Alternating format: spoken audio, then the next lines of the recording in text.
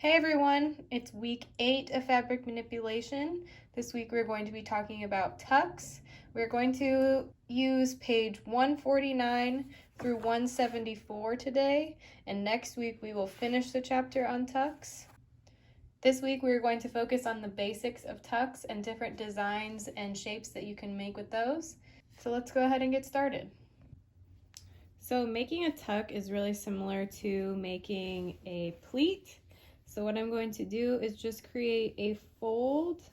It can be any size that you like. Then I'm going to press that down as if I'm making a pleat.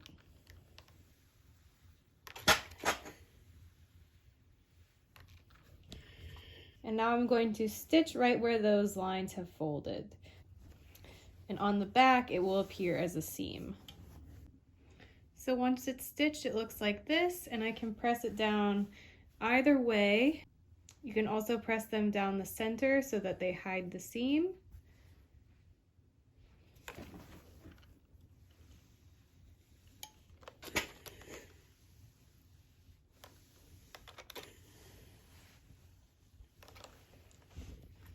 But that is how you make a tuck, and we're going to go over some options about how to make different shapes and how to be creative with these. So there are many different ways to space your tucks out from each other and the different sizes of tucks that you can make. So the small, really tiny ones are called pin tucks. Then you can space apart your tucks so that there's a space in between the outer fold and the next seam line. That would be a space tuck. Blind tucks really are going to look like pleating, where your outer fold is going to butt right up against the seam line or go slightly over so that you don't see any of that seaming. Graduated, you can make small to large tucks and do different sizes altogether. This is a centered or double and centered tuck, so you can flatten them out so that the seam is in the middle. So you've pushed your fabric to both sides, and then you can stitch across the top there. And then you can do tapered tucks. So these are when you have tucks at an angle, one side is larger than the other, and that can create a wave on your fabric, or you can do those in curves. So since it's like pleating, it may require some math that is similar to the pleating math we've done before. So they actually have two different formulas in here about how you can find out how much fabric you're going to need for your design. So both of these formulas are going to be for if you have uniform designs, so something that's going to be the same all the way across. If you have something that is unequal or very tapered, what you're going to want to do is fold some paper like we did in the pleating video, and then you can create your pattern off of that. Both of these formulas in here are going to work, so it's just kind of up to you about which one works for you. I prefer number 2 because it makes the most sense to me. It is going to be the target measurement divided by the seam space and the number of tucks. So you can see this diagram here is going to show you the seam space is the space in between your seam lines. So not including the tuck, but the space that is going to be in between there. So your target measurement divided by the seam space equals the number of tucks. To figure out the amount of fabric required for the tucking, you want the tuck width times 2 is going to equal the tuck width inside the seams, and then the tuck width inside the seams times the number of tucks is the total tuck width inside the seams. The total tuck width inside the seams plus the target measurement equals the fabric requirement. So these are some examples of some of the standard tuck designs that you can make. So you can tuck in 2 different ways. You can make unequal tucks to create an abstract design.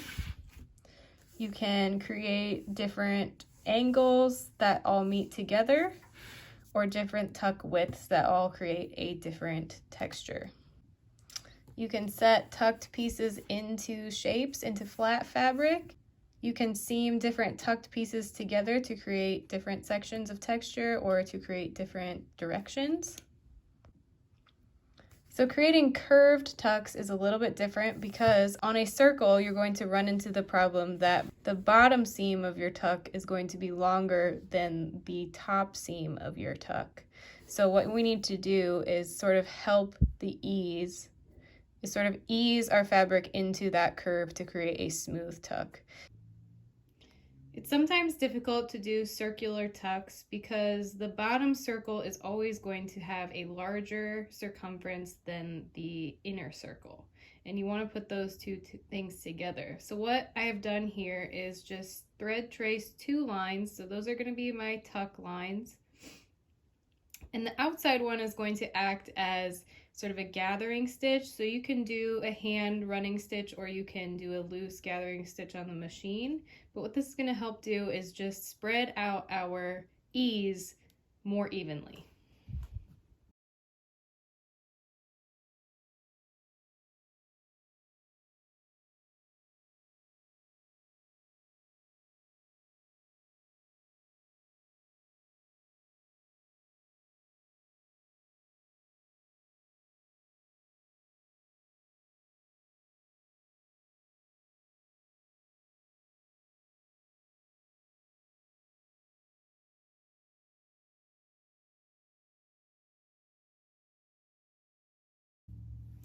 So this is how it looks after I've pinned everything, so you can see that that line is going to be nice and straight.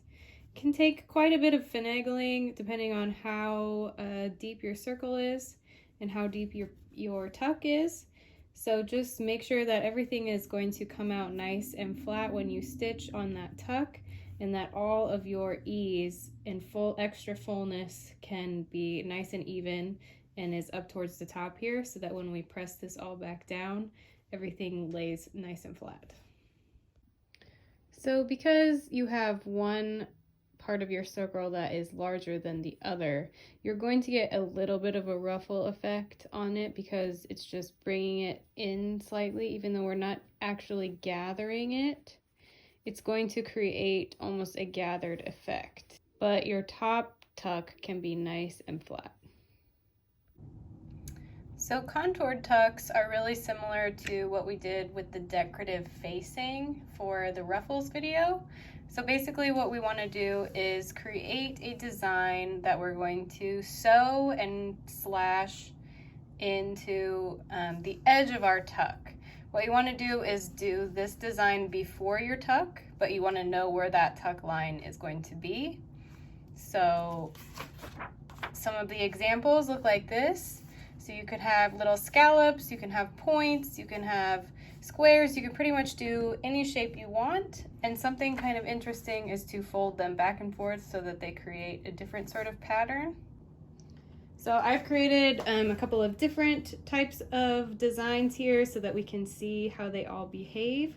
What you want to understand is that you're going to be cutting this section out. So I'm stitching on these lines and those are going to be removed. Pay attention to what you're removing and what is going to be the shape when you get done slashing. So I'm going to sew on my lines here, and this is the tuck line. So I'm not going to stitch that yet. I'm going to do this first and bag that all out, and then I will stitch my tuck in. So now that I have stitched all of my design, I'm going to cut out my shapes and clip my corners and my curves. So this is what it looks like when everything is turned and pressed out. So now I'm going to go ahead and stitch along my tuck line. So now that that is stitched, I can open this up and then I will press my tuck over to one side, and I could always do another tuck on this side where the decoration was facing this side, so it'd be a bit like teeth, or you can have them all laying the same direction.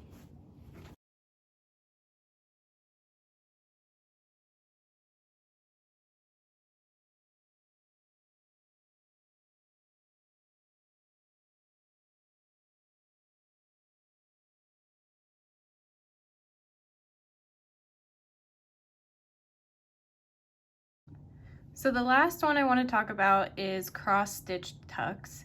They're similar to the turn back pleats, in which you pleat or tuck everything in one direction.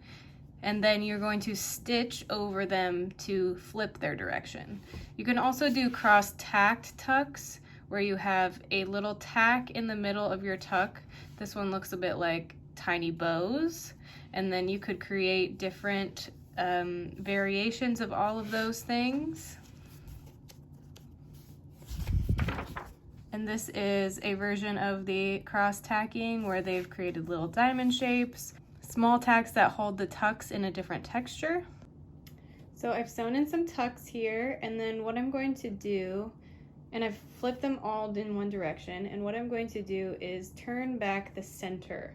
I'm not going to do the edges first, I'm going to do the center first and flip it the opposite way that I have pressed. So now I'm going to go to my machine and make a stitch line down the center.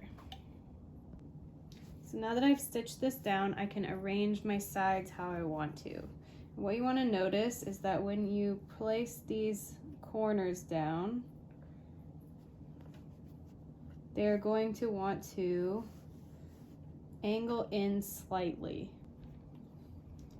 because curving along this side is going to be a longer distance than if this was just flat. So you need to bring that corner in slightly so that it behaves itself and doesn't pull your fabric back the other way. I'm just going to gently lay the iron, hover the iron on top and steam.